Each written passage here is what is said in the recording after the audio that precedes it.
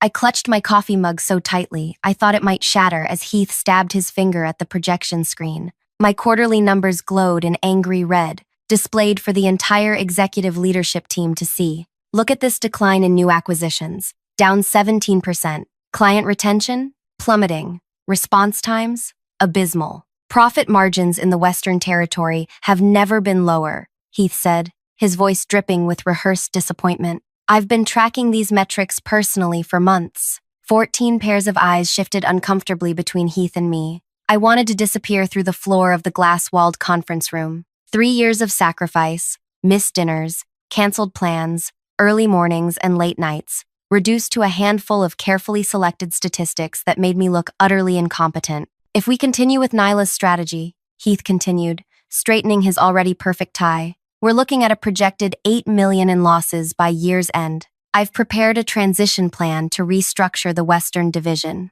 Translation: he wanted me gone. I opened my mouth to defend myself, but no words came. Heath had blindsided me. This presentation wasn't on the meeting agenda. I'd walked in expecting a standard quarterly review, not my own professional execution. That's quite enough, Heath.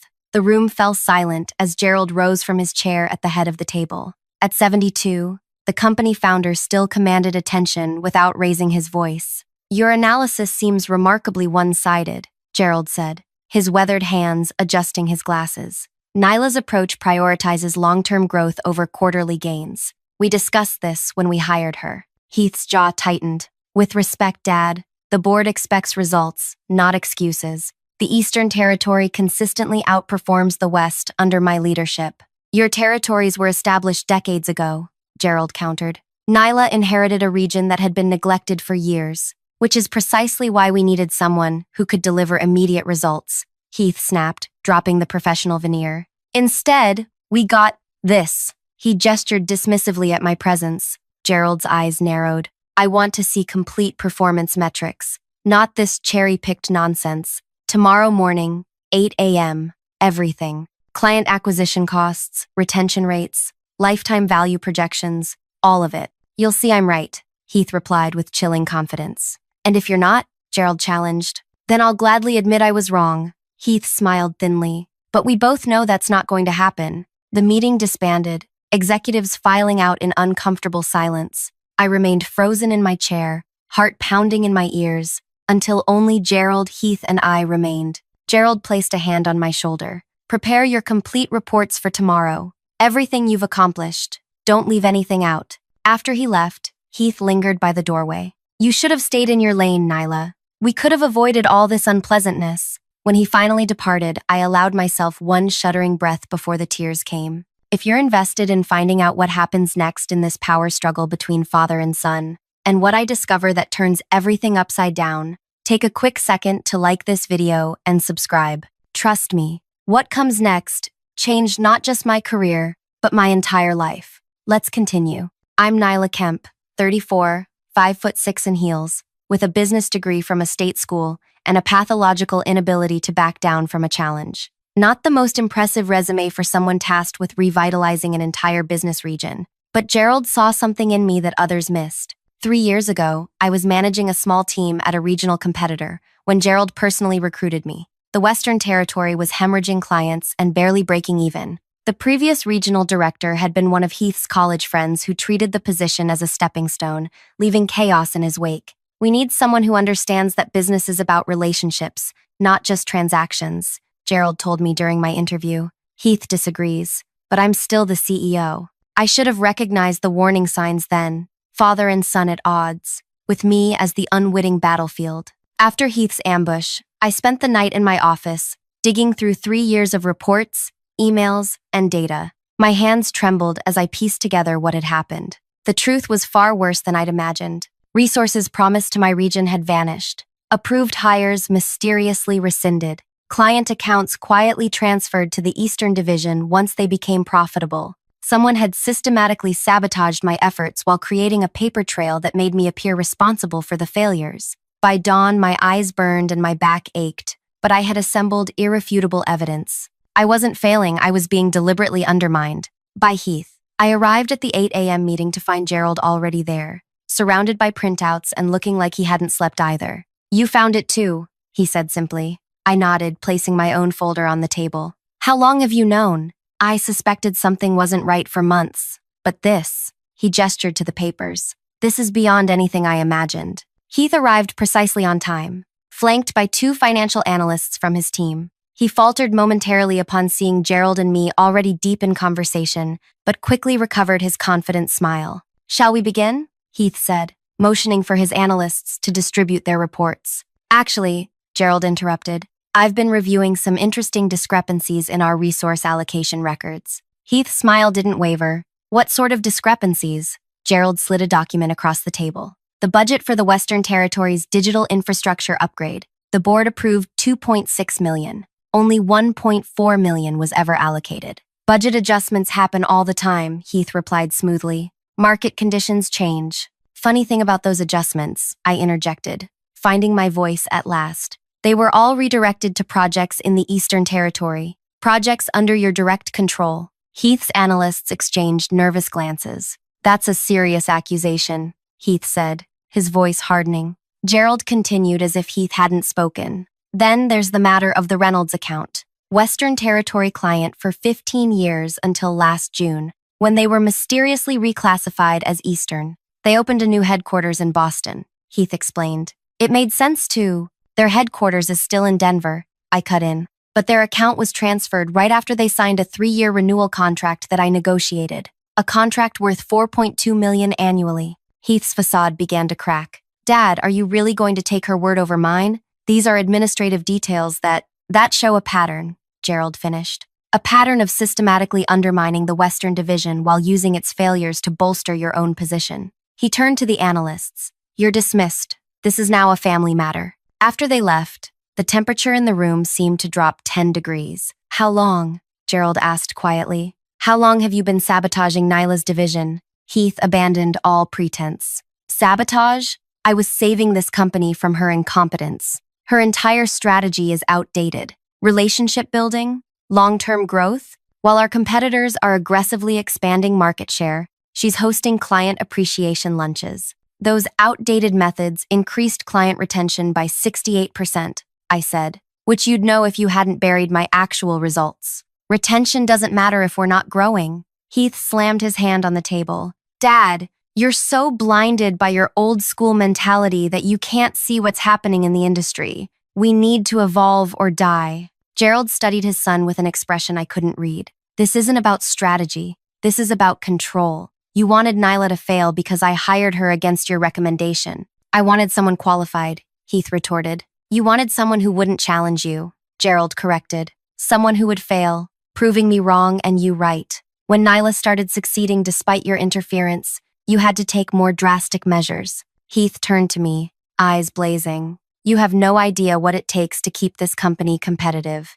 While you're building your precious relationships, I'm fighting to keep us relevant. Is that why you diverted the resources for the Wilson contract to your division? I asked. Because nothing says competitive, like making sure your colleague doesn't have the tools to succeed. The board meets this afternoon, Gerald said with finality. They'll see everything we've uncovered. All of it, Heath. For the first time, I saw fear flicker across Heath's face. You'd side with her against your own son? Over what? Some budget reallocations? Administrative decisions that I made for the good of the company? No, Gerald replied, standing up. I'm siding with the truth against someone who betrayed my trust. Someone who was willing to destroy another person's career to feed his ego. Heath's laugh was bitter. Truth? Let's talk truth. You never thought I was good enough to run this company. You've been looking for my replacement since the day you made me COO. Well, congratulations. It looks like you found her. He stormed out, leaving Gerald and me in stunned silence. I never intended, Gerald began, then stopped. The board meeting is at 3. Be ready to present everything you've found. Alone in my office afterward, I tried to process what had happened. In a single morning, I'd gone from fighting for my career to being at the center of a corporate civil war. My hands wouldn't stop shaking. My phone lit up with a message from Heath. This isn't over. You have no idea what you've started. I stared at those words, my throat tightening with dread, because despite the evidence on my side, I knew something Gerald didn't. Heath had friends on the board, powerful friends, and this battle was far from won. The 3 hours before the board meeting stretched like taffy. I paced my office, rehearsing my presentation, mentally preparing for every possible counter-argument Heath might throw at me. My stomach churned with each passing minute. A soft knock interrupted my spiraling thoughts. Paige from marketing stood in my doorway, concern etched across her face. "Everyone's talking about what happened this morning," she said, closing the door behind her. "Is it true Heath tried to get you fired?" I hesitated, unsure how much to share. Office politics were treacherous enough without adding fuel to the gossip machine. "It's complicated." "Well, whatever's happening, you should know something." She lowered her voice. "Heath's been in the conference room with board members Lillian and Danny for the past hour." My blood ran cold. Lillian and Danny were Heath's strongest allies on the board. Both had joined after making fortunes in aggressive growth startups. They shared his win-at-all-costs mentality. "He's getting to them before the meeting," I realized aloud. Paige nodded. "And he's brought binders. Lots of them." After she left, I called Gerald's office, but his assistant said he was unavailable. I was on my own. The Western Territory had been my life for 3 years. I'd spent weekends flying to neglected clients who hadn't seen a company representative in person for years. I'd rebuilt relationships one painful conversation at a time, apologizing for my predecessor's empty promises.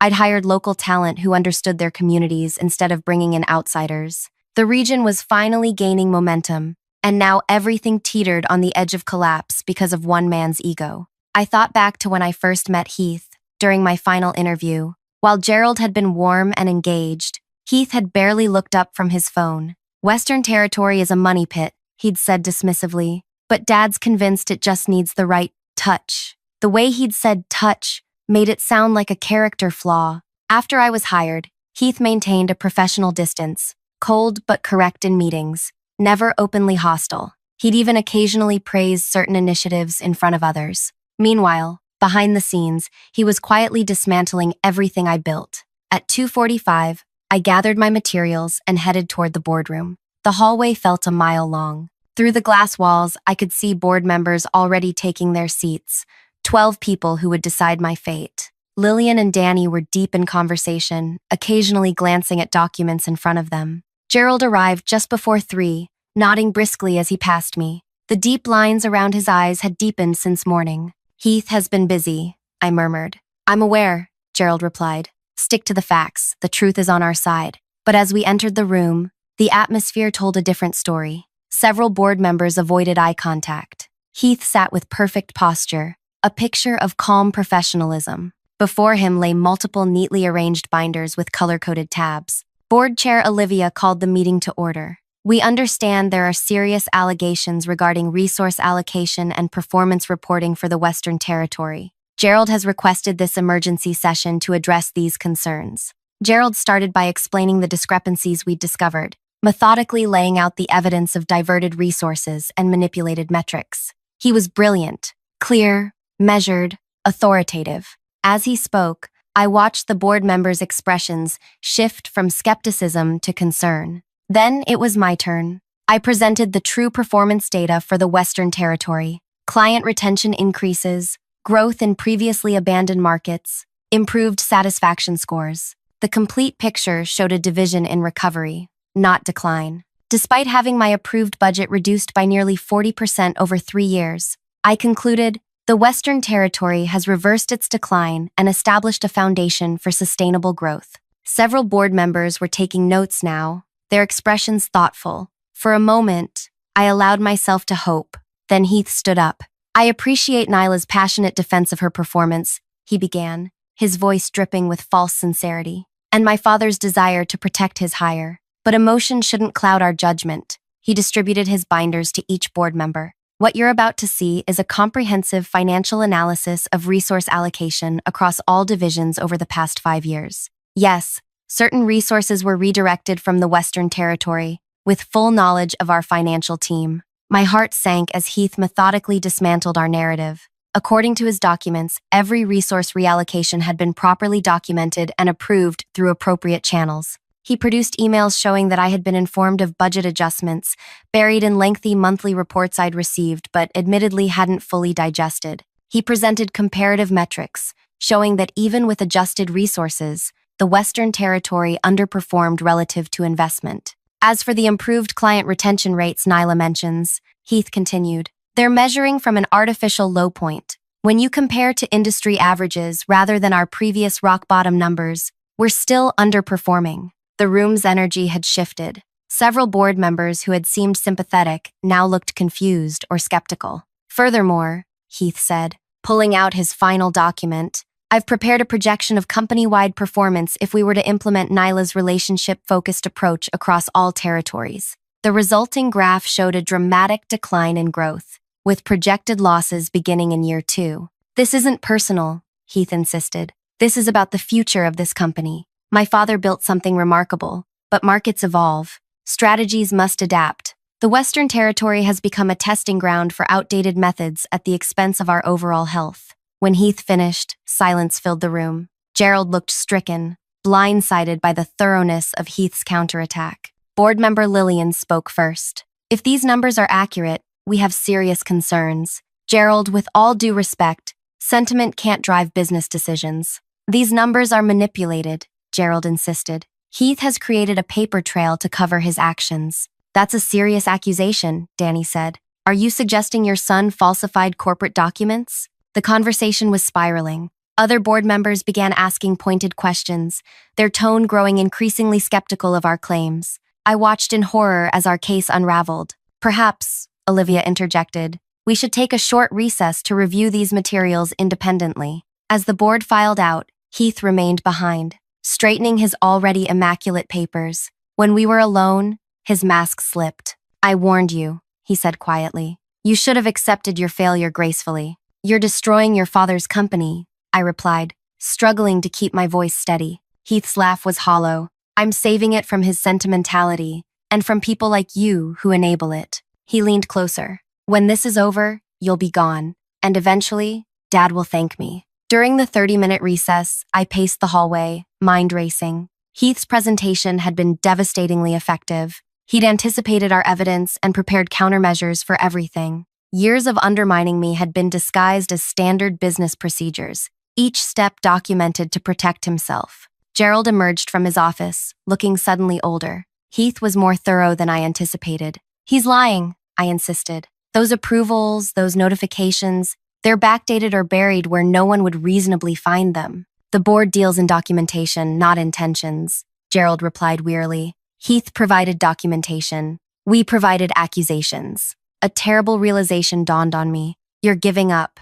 Gerald didn't answer directly. Sometimes you have to accept defeat in one battle to win the war. When the board reconvened, the atmosphere had shifted decisively against us. Olivia outlined the board's preliminary thoughts. While some resource reallocations may have been questionable, there was insufficient evidence of deliberate sabotage. Furthermore, Heath's growth-focused approach had proven successful in the Eastern Territories, suggesting his strategic vision might better serve the company's future. We recommend a full performance review of all territorial strategies, Olivia concluded. In the meantime, Heath will temporarily oversee both Eastern and Western operations to ensure consistency. I sat there, numb with disbelief. Not only had Heath escaped consequences, but he'd also been rewarded with control over my territory. Everything I'd built would be dismantled within weeks. Gerald's face remained impassive, but the slight tremor in his hand betrayed his emotion. If that's the board's recommendation, we'll implement it immediately. Heath's victory smile was subtle but unmistakable.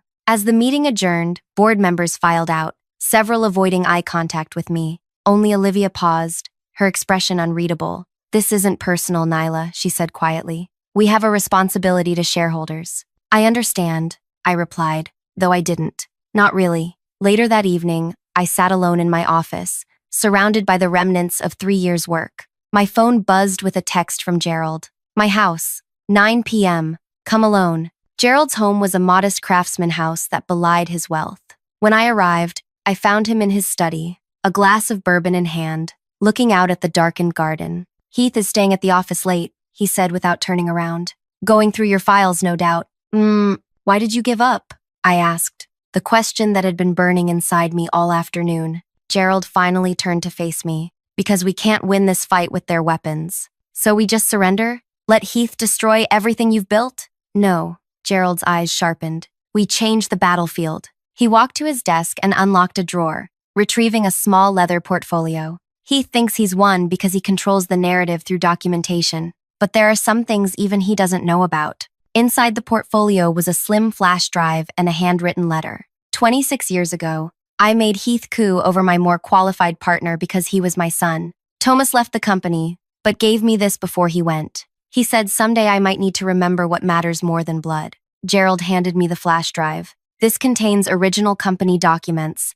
things Heath has no access to because they predate our digital systems, including the true ownership structure of our company. I looked at him, confused. I don't understand. Heath believes that upon my retirement, his position as COO automatically makes him CEO. But the company bylaws actually require a supermajority board vote for succession, something he's carefully hidden from current board members. More importantly, I never signed over my founding shares to him, as he's led the board to believe. Gerald's expression hardened. Heath has been operating under the assumption that he controls this company's future. He doesn't. What are you saying? I'm saying that tomorrow everything changes. I've already contacted Thomas. After 26 years, he's ready to help me correct my mistake. As I left Gerald's house that night, clutching the flash drive that contained the company's true history, a strange mix of hope and dread filled me. Tomorrow would bring either resurrection or ruin. What I didn't know was that Heath had already made his next move, one that would force me to choose between my career and something far more important, and that choice would change everything. I arrived at the office before dawn the next morning, my mind replaying Gerald's words throughout a sleepless night. The security guard nodded as I badged in. He was used to my early arrivals. The building stood mostly empty, that liminal space before the workday begins when everything feels both abandoned and full of possibility. My office door was ajar. I distinctly remembered closing it the night before. Heart pounding, I pushed it open slowly. Everything looked untouched at first glance. Computer screen dark, papers stacked where I'd left them. Then I noticed my filing cabinet. The lock had been forced, the metal slightly bent around the keyhole. I rushed to check the contents, rifling through folders until I reached the back of the drawer. My personal backup drive was gone. That drive contained everything. Client communications, meeting notes, project timelines, all the raw data I'd used to build my case against Heath. Without it, I had only the flash drive Gerald had given me, containing historical documents but nothing about Heath's recent manipulations. My phone buzzed with a text from an unknown number. Parking garage. Level 3. Now. I recognized the trap but went anyway. What choice did I have? The underground parking garage echoed with my footsteps as I approached level 3. A lone figure stood between two concrete pillars, face hidden in shadow. Did you really think you could win against me? Heath's voice bounced off the concrete walls. Where's my drive? I demanded, stopping several feet away. Heath stepped forward, twirling a small black device between his fingers. You know, I was impressed with how thoroughly you documented everything. Every email, every meeting, every resource request. Almost as if you were building a case from day one. I was protecting myself, I replied. Something told me I'd need to. Smart, he acknowledged with a cold smile. But not smart enough. He pocketed the drive. The board already doubts your claims. How will they react when they learn you've been secretly documenting confidential company information? That's grounds for immediate termination. You stole from my office, I countered. That's breaking and entering. Heath's laugh echoed in the empty garage. Your office belongs to the company. I'm the COO. Nothing was stolen.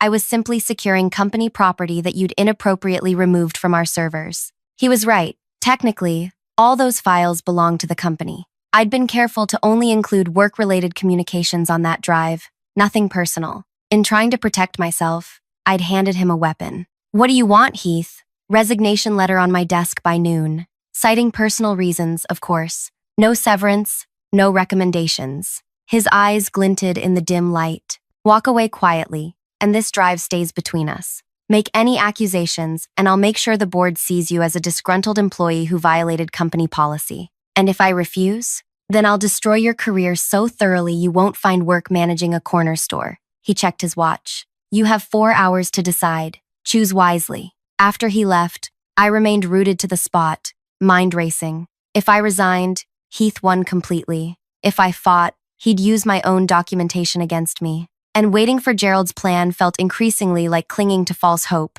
By 9, the office hummed with activity. I sat at my desk, staring at a blank resignation template on my screen. 3 hours until Heath's deadline. My phone rang. Gerald. We need to talk. Not in the office. Meet me at Riverside Park in 30 minutes. The morning air felt unusually crisp as I found Gerald on a bench overlooking the river. His shoulders slumped with the weight of invisible burdens. Heath took my backup drive, I said without preamble. He's demanding my resignation by noon. Gerald didn't look surprised. He came to my house last night, told me he was calling an emergency board meeting at 1 o'clock today to vote on removing me as CEO for health concerns. My stomach dropped. Can he do that? With enough board support, yes. He's been cultivating allies for years, positioning himself as the future. Yesterday's meeting showed how effective he's been. Gerald handed me a coffee he'd brought. Heath believes he's winning. And on paper, he is. So what do? We let him believe that until the very end. Gerald's expression hardened with resolve. The board meeting is our moment. Before then, I need you to do something that will feel wrong. What? Write that resignation letter. I stared at him, bewildered. You want me to quit? I want Heath to think you have quit, Gerald corrected. Submit the letter at 11:59. By then, everything else will be in place. What everything else? Gerald stood, checking his watch. I have spent the night calling in favors from people who remember what this company was built on. People Heath does not even know exist. He paused. Do you trust me, Nyla? The question hung between us. Did I trust this man I had known for only 3 years? Who was asking me to potentially sacrifice my career on faith alone? Yes, I said finally. I trust you. Then be in the boardroom at 1 o'clock in the afternoon. Do not be early, do not be late, and bring the flash drive I gave you. Back at the office, I crafted the most professional resignation letter of my life, citing personal reasons as Heath demanded. At 11:58, I printed it. At 11:59, I placed it on Heath's empty desk, his assistant watching curiously. At 12:45, I received a company-wide email announcing an emergency board meeting regarding leadership transition. Heath was making his move against his father. At precisely 1 o'clock in the afternoon, I walked into the boardroom to find a tableau frozen in surprise. Heath stood at the head of the table, mid-sentence, while Gerald sat calmly to his right. The board members' expressions ranged from confusion to annoyance at my interruption. Miss Kemp, Olivia said stiffly, this is a closed board meeting. Miss Kemp is here at my request, came a voice from the doorway behind me. A tall man in his 70s entered, followed by 3 others I didn't recognize. The color drained from Heath's face. Thomas, he whispered. Gerald stood. Board members, this is Tomas Rivera, co-founder of this company and still majority shareholder, despite what some documentation might suggest. Murmurs rippled through the room. Tomas stepped forward, his presence commanding immediate attention. I've been silent for 26 years out of respect for Gerald's wishes, he said, his voice carrying the weight of authority. That silence ends today. What followed was the most methodical dismantling of a person I'd ever witnessed. Tomas and his team, the company's original legal counsel and 2 forensic accountants, presented irrefutable evidence that Heath had been systematically falsifying documents for years. Not just about my territory, but about company ownership, board voting rights, and succession plans. The amendments to the company bylaws that supposedly granted automatic succession to the COO were never ratified, one accountant explained, displaying the original documents from Gerald's flash drive alongside Heath's altered versions, and the share transfer documents showing Mr. Reese signing over his founder's stake to his son are forgeries. With each revelation, Heath's carefully constructed reality crumbled. Board members who had supported him just yesterday now couldn't distance themselves fast enough. This isn't just about succession, Gerald said after the evidence had been presented. This is about the future of the company. Heath wanted to strip away everything we built in favor of short-term gains that would ultimately hollow us out. He turned to me. Nyla, would you please share what you found about the Western Territory? For 20 minutes, I walked the board through the true state of my region. The systematic sabotage, the diverted resources, the manipulated metrics. This time, with Tomas's team providing forensic verification, the board listened with growing horror. Throughout it all, Heath sat motionless, his face a mask of cold fury. When I finished, he finally spoke. This is a coordinated attack, he said, voice trembling slightly, orchestrated by a bitter old man who can't accept that his business model is obsolete. Who would rather destroy his son than acknowledge times have changed? This isn't about business models, Gerald replied quietly. This is about integrity, something you lost somewhere along the way. Heath's laugh was brittle. Integrity doesn't keep shareholders happy. Results do. And my methods get results. At what cost? Tomas asked. You've alienated employees, manipulated data, and sabotaged your own company to feed your ego. I did what was necessary, Heath insisted, glancing around for support that no longer existed. Every decision was for the good of this company. The board will need to deliberate on next steps, Olivia said, her voice carefully neutral. In the meantime, Heath, I believe it would be appropriate for you to take a leave of absence. A leave? Heath sputtered. I'm the coup. This company needs me. Actually, Gerald interjected, sliding a document across the table. You're not. This is your resignation letter, effective immediately. Heath stared at the paper. I'm not signing that. You don't need to, Gerald replied. The board can remove you with cause. I'm simply offering you the dignity of resignation. The silence that followed was absolute. Heath looked around the table, searching for allies and finding none. His carefully cultivated power base had evaporated in less than an hour. This isn't over, he said, standing abruptly. You'll regret this. All of you. As he stormed toward the door, I stepped into his path. For a moment, we stood face to face. The man who had tried to destroy me now destroyed himself. My backup drive, I said, holding out my hand. His eyes burned with hatred as he reached into his pocket and slammed the drive into my palm. Enjoy your victory while it lasts, he hissed. You've made an enemy today. No, I corrected him. You did that yourself, 3 years ago. After Heath left, the board voted unanimously to accept his resignation and appoint a special committee to investigate the full extent of his actions. Gerald announced his own phased retirement plan, with a proper succession process to follow. As the meeting concluded, Tomas approached me. Gerald speaks highly of you, says you understand what this company should be. I just did my job, I replied. From what I've seen, he said, you did far more than that. You stood your ground when most would have crumbled. 2 weeks later, Gerald called me to his office. The scandal had been contained to minimize market impact, with Heath's departure attributed to strategic differences. He'd already taken a position with a competitor, his reputation somehow intact despite everything. I'm restructuring the company, Gerald said without preamble. Eastern and Western territories will be consolidated under a single chief operating officer. I felt a pang of disappointment. After everything, my division would still be absorbed. I see, I managed. Who will be taking over? Gerald smiled for the first time in weeks. You will, Nyla, if you accept the position. 6 months later, I sat in what had been Heath's corner office, reviewing quarterly reports. Under unified leadership, both territories were thriving. My relationship-focused approach, combined with the best elements of Heath's growth strategy, had yielded results beyond projections. The intercom buzzed. Miss Kemp, there's a call for you on line 1. It was a representative from Heath's new company. They were struggling, hemorrhaging clients and talent. Heath had been asked to take a leave of absence pending an investigation into inconsistencies in his reporting.